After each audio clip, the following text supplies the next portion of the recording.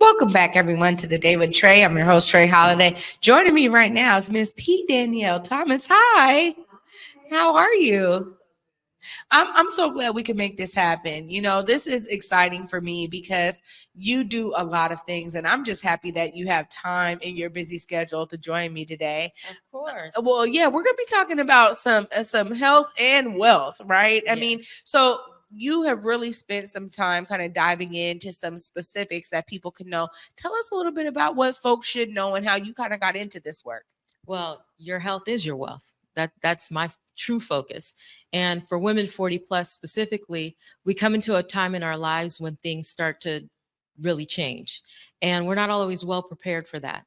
One of the things that I became really focused on was that as the mother of a daughter, I realized that I had a conversation with my daughter about her period starting, what she could expect, how her body would change going into puberty.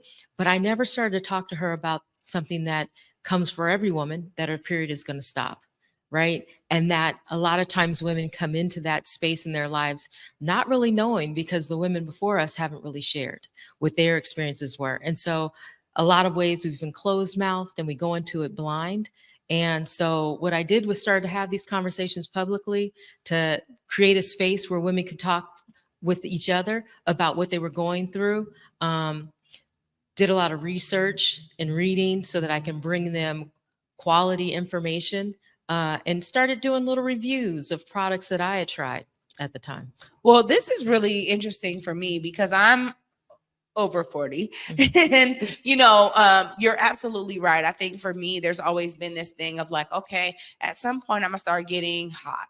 Right, like my body temperature is going to heat up in certain moments, and it's really because of what I've experienced with my mom, right? And she's always ran hot, and I've always been like more cold, less iron, always been more cold. So it's interesting because I felt like that was all I got. Like I just knew that my body was going to heat up. What are some of those other things that you really help women guide themselves through to understand how some of those other changes are affecting them? So hot flashes are one of the most common symptoms, but we don't realize there's over 36 other symptoms that are related to perimenopause and menopause years that women are unaware of, right? So then bringing those to the forefront, everything from your dental health is affected to bone, being sore for no reason at all, dry mouth syndrome. There's so many other symptoms that we don't take into consideration. And then, when perimenopause really sets in, there's this huge surge of hormones, as well as, sometimes their cycle changes to the point that it just fluctuates. Some women can bleed for several months heavy and have really painful periods where they didn't have it before. And so just starting to understand that there's such a difference in how all of us come into it. It's so varied, but then some of these symptoms that we're not talking about. And so the hot flash thing, at the time, I used to be a hairstylist, right? And I used to be working on women who were older than me at the time, and they'd go into a hot flash and I'd be so annoyed, Trae. I'd be like, girl, how you gonna sweat your hair out before I'm even done? Wow. Right? But just the lack of compassion and consideration at that time, right? She would have to take off the cape, right? We would get to fanning. It would be holding me up because I'm trying to get on to the next stylist. So I realized when I started to have my own hot flashes, right? Because we see other women going through it. We're like, yeah, that ain't gonna be me. And it's just live long enough. Live long enough. At some point, things are gonna change for you. And are you prepared? Right. But it did bring me into the compassionate point of, okay, now I see what my sister was going through at the time. Wow. Yeah. That says a lot. And also, too, just you providing a space for women to connect on this. How has the response kind of been in terms of, folks really having that ability to connect on something that oftentimes it feels like it's kind of hush hush or maybe swept under the rug, or it's like it's not a proud moment. So people don't want to go into it because it's also this personal thing that they're experiencing. Yet we're all going to eventually experience some form of it. Yeah. And so I love that you've opened up that space. How has that been in terms of the response when people do come and actually share? Women are really grateful. They really are. I host a Facebook group that has over 1,000 people in it right now. Wow. It's called Mainstreaming Menopause. because my goal is just to put it out there. Stop feeling as though you have to suffer in silence. Stop being embarrassed by something that's truly natural. Stop then being in denial of a period of your life that's actually going to be longer than your period, right? So Wait, hold on. menstruating, Say it again. right? Say it again. Well, you Run think it back. about it, most generally women start their periods when they're about 12. And then it starts to change when they go into their 40s. But once it stops, right, you have this whole lifetime beyond that, that is usually a longer span than when you were menstruating, when you get to the point when you're not menstruating. And so the changes that occur in your body and psychologically, mentally, emotionally, that's a longer period of your life than it was when you were menstruating. And it's one that no one talks about. I mean, that is mind blowing, to be honest, because I promise you, I never thought about it like that. Yeah. And I can't be the only one. So I know that there's a lot of women who are experiencing like the mind blow that kind of gives them, because you think, you're right, you just said it, live long enough, right? And eventually that could be the longest part of your lifespan.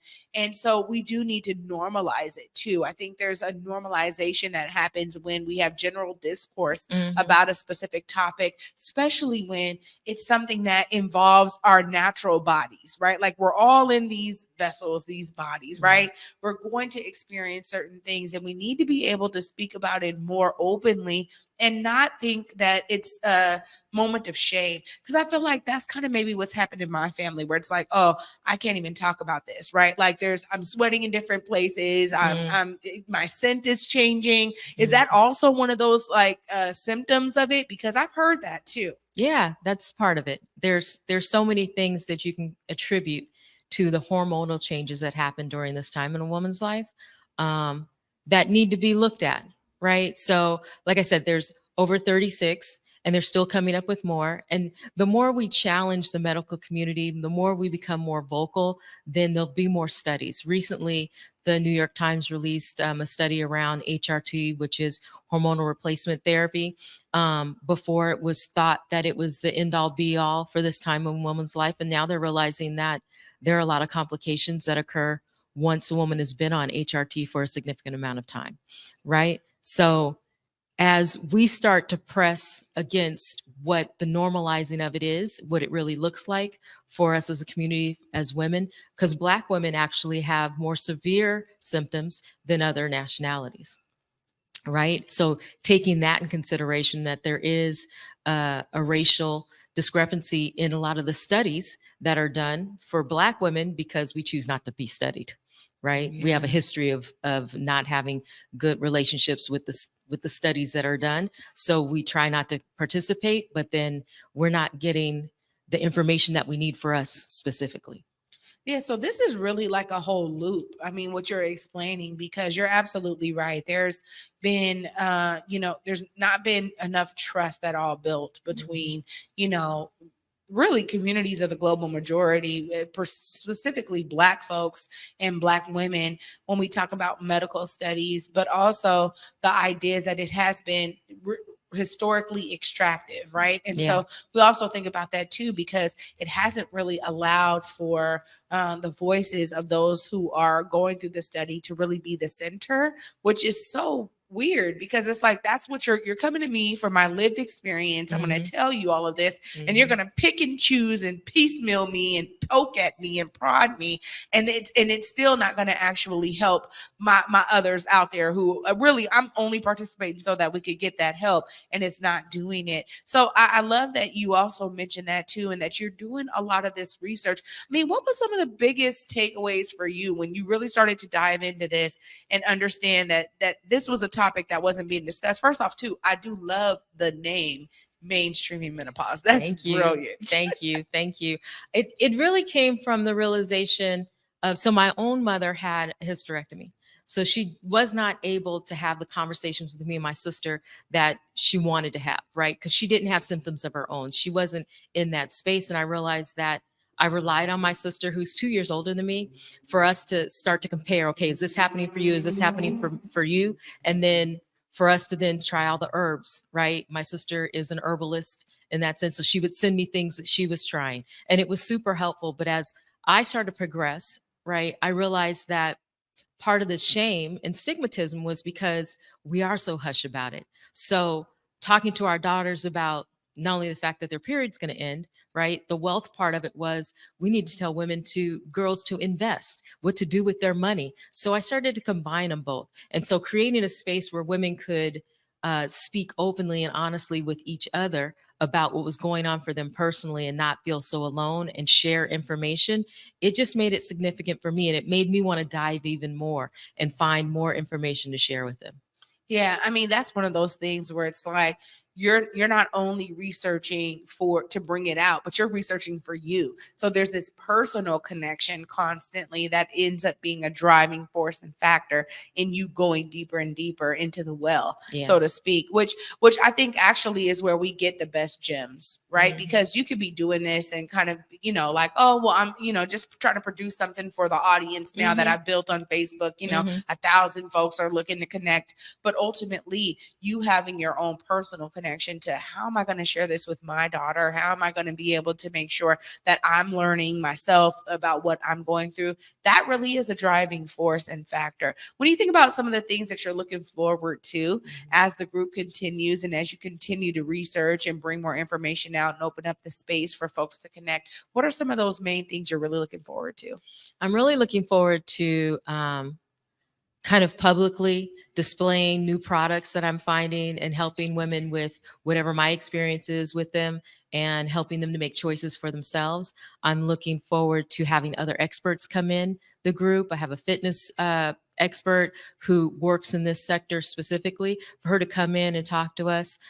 So finding more ways to add value to the group and to bring more information, and then the opportunity for us to collaborate, right, and support one another, not only in our businesses and our everyday lives, but how do we continue to move forward and find significance even in this age range? A lot of times you get into 50s and they start to act like a woman should just fade into the background, which is not the case at all. It's one of the most beautiful times in our lives, and we should be able to put ourselves forward in bigger and better ways. Yeah, 100%. Yeah. Of course, I got to give you time and space because if there's some ladies out there in the audience who are like, I need to connect to this group, I need to Yes. find out what Miss P. Danyale is up to. Look right here in this camera closest to me. Okay. Let them know how they connect. So you can connect with me on Facebook, Mainstreaming Menopause. It is a group. You can also find me at Danyale Thomas on Facebook.